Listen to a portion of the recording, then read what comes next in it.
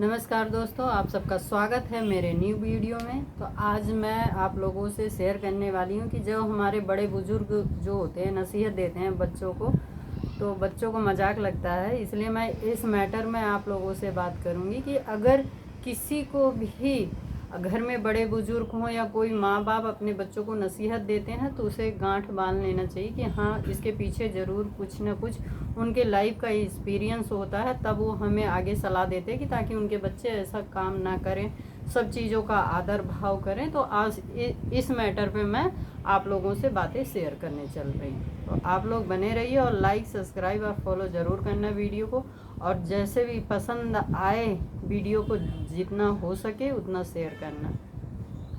तो दोस्तों, आज जो मैंने वीडियो में बोला है तो मैं उस मैटर में बात करने चल रही हूँ। तो आप सबसे विनती यही है कि आपको वीडियो थोड़ी सी भी अच्छी लगे तो इससे पहले आप भूल जाएं, प्लीज़ वीडियो को एक लाइक ज़रूर कर देना।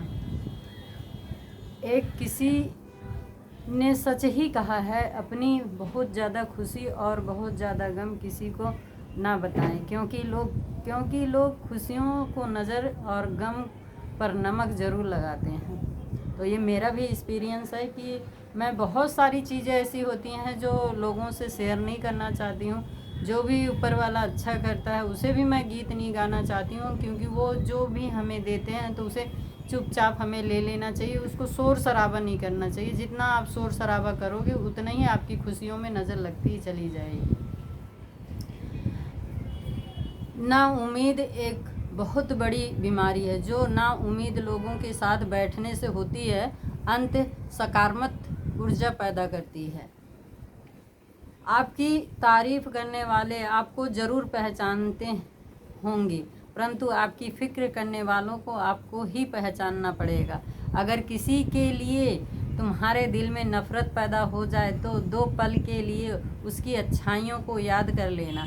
तो मैं ये भी कहती हूँ, अगर मेरे को किसी के ऊपर गुस्सा आती है कि अरे इसने ऐसा क्यों करा, फिर मैं सोचती हूँ यार कोई बात नहीं, वो उसके अंदर की जो कड़वाहट थी वो थोड़ी देर के लिए थी, बाकी मैं उस पर वो करती हूँ कि हाँ इंसान अच्छा है। क्योंकि मेरा भी ऐसा होता है कि कभी कभार अगर हमें बहुत ज़्यादा टेंशन में होते हैं या कुछ भी होते हैं तो हम बोल देते हैं सामने से, लेकिन बाद में ये होता है कि नहीं यार ऐसा नहीं बोलना चाहिए। तो ऐसे सामने वाले को भी होता है जो सच्चे दिल के होते हैं, जो आपको अच्छी एडवाइस देते हैं, आपके बारे में बुरा नहीं बोलते, बुरा नहीं सोचते, तो आप हमेशा उनसे अपनी कनेक्टिविटी बना के रखें। उनकी अगर थोड़ी सी बात अगर उन्होंने बोल भी दी है तो उसको मन पे ना ले, वो आपके हित के लिए ही होती है। माता पिता पर इतना विश्वास रखो जितना कि दवाइयाँ पर रखते हो। कड़वी है पर फ़ायदा ज़रूर करेगी। दूध दही मक्खन सब एक ही वस्तु के हैं, परंतु कीमत सबकी अलग अलग है। मतलब किसी की श्रेष्ठता उसके कर्मों और उपयोगिताओं से अंकित नहीं किया जा सकता है। एक पिता ने बेटे से कहा, जब हम बच्चे थे तो बड़ों की बात मानने का रिवाज था, और आज हम बड़े हो गए तो बच्चों की बात मानने का रिवाज है। हमारी तो कभी किसी ने सुनी ही नहीं। किसी ज्ञानी ने कहा है, अगर तुम्हारी बहनें तुम्हारे घर आना बंद कर दें तो समझना तुम्हारे जीवन में 2 चीज़ खत्म हो गई हैं। पहला, यह एहसास, यह गुण खत्म हो गए जिसके साथ तुम्हें ईश्वर ने इंसान बनाकर धरती पर भेजा था। दूसरा, जीवन में आपको मिलेगा आपकी मेहनत का मिलेगा, ईश्वर की रहमत का कुछ नहीं मिलेगा। इसलिए अपनी बहन और बेटियों की इज्जत ज़रूर करें। कभी कभी हम धागे ही इतने कमज़ोर चुन लेते हैं कि पूरी उम्र गांठ बांधने में निकल जाती है। सफलता से डर कर आगे बढ़ना मत छोड़ देना, क्योंकि इस बार शुरुआत शून्य से नहीं अनुभव से होगी। क्योंकि हम सब अपने अपने कर्मों को लेकर के ही यहाँ पे हम भोगते हैं। क्योंकि हमें अपने बड़ों की बात ज़रूर माननी चाहिए, क्योंकि वो जो भी हमें राय या सलाह देंगे वो अच्छी ही होगी। और आजकल के बच्चे, हमारे भी बच्चे, अगर हम कुछ उन्हें राय सलाह देते हैं तो वो अपनी मनमानी करते हैं। अरे ऐसा कुछ नहीं होगा, आप ऐसा सोचते हो, हम ऐसा सोचते हैं। लेकिन नहीं, ये जीवन का एक चक्र है जो हमारे साथ हुआ या हमारे माँ बाप के साथ हुआ, उनकी जर्नी जो चली, ये एक राउंड सा सर्कल है। वो आज नहीं तो कल तुम्हारे सामने ज़रूर पेश होगा। चाहे आज आप बच्चे हो तो उस चीज़ को लेके नहीं चल रहे हो, आप सबके अंदर एक अलग एटीट्यूड आया है, लेकिन अगर आप इंसान हो, इंसानियत दिखाना चाहते हो तो आपको किसी से घृणा नहीं करना चाहिए, क्योंकि ऊपर वाला जब जन्म देता है तो सबको वही नर्क, वही सब कुछ ही देता है कि उसी तरह से हम पैदा होते हैं। एक जैसे ही इंसान, गाय भैंस जानवर सब एक जैसे ही पैदा होते हैं और उतनी ही गंदगी में ही पैदा होते हैं। उसे साफ़ करने वाला एक इंसान ही होता है, एक माँ होती है जो अपने बच्चों को संभालती है। लेकिन वही बच्चे जब बड़े हो जाते हैं तो अपनी अपनी मनमानी करते हैं, फिर एज के बराबर हो जाते हैं, एज हमसे भी बड़े हो जाते हैं, तो हम उन्हें ना मार सकते हैं ना डांट सकते हैं, क्योंकि उनकी बुद्धि अलग ही दिशा में चलने लग जाती है, क्योंकि बैठने उठने का संगत भी उनका पड़ जाता है। हम कितना भी बचपन से अच्छी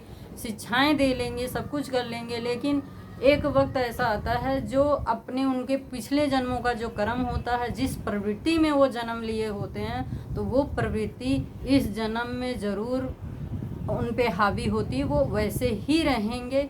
तो इसी तरह से एक भिखारी होता है, मैं उस भिखारी की बात आप लोगों से शेयर करना चाहती हूँ, कहानी है, बता रही हूँ।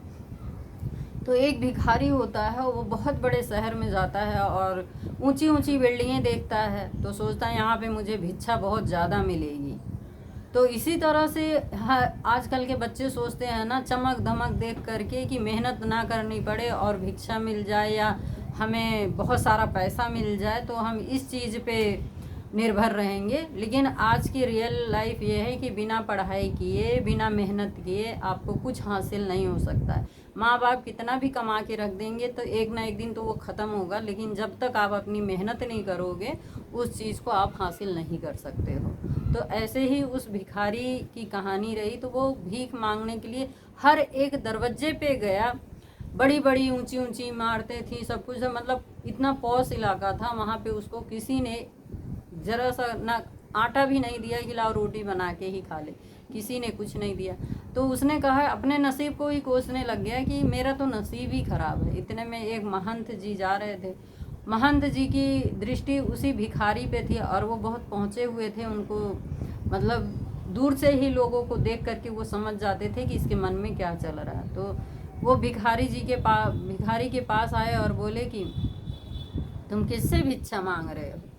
तो बोले कि मैं सारे में गया भिक्षा मांगा और मुझे नहीं मिला। तो उन्होंने कहा, महंत जी ने कहा, अगर तुम इंसान से मांगते तो तुम्हें भिक्षा मिल जाता, लेकिन तुमने तो जानवरों से भिक्षा मांगी, जानवर कहाँ से आपको भिक्षा देंगे? तो वो मतलब समझा नहीं। बोले कि हर एक घर में जो जिस जन्म का जो उसका पिछला जन्म होगा, उसी जन्म की प्रवृत्ति, वो बेशक कितना भी इंसान बन जाए लेकिन उसकी सोच नहीं बदल सकती है।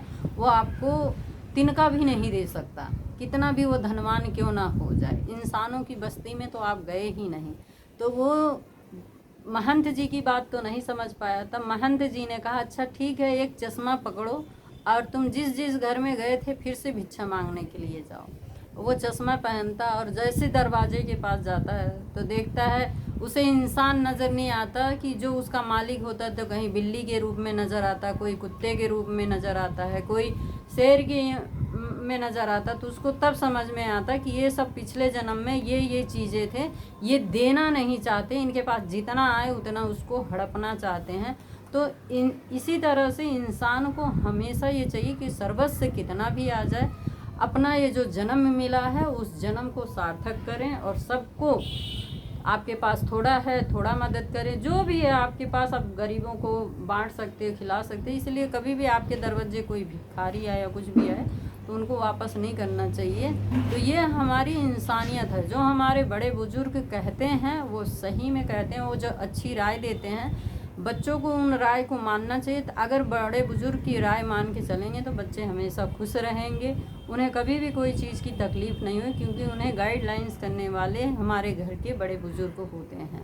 अगर बच्चे उन सब चीज़ों का ध्यान नहीं करेंगे, बड़ों का कहना नहीं मानेंगे, तो दिन का दिन बदतमीज़ियाँ उनके अंदर बैठती जाएंगी और हो सकता है फ्यूचर में जब उनके बच्चे हों तो वही चीज़ें उनके अपने बच्चों के अंदर जब देखेंगे तब उस चीज़ का रियलाइज़ होगा कि मेरे बच्चे के अंदर ये सब चीज़ें कहाँ से आई। और जब बच्चा उल्टा जवाब देगा उनको, तब इन सब चीज़ों का उन्हें बहुत तकलीफ़ होगा।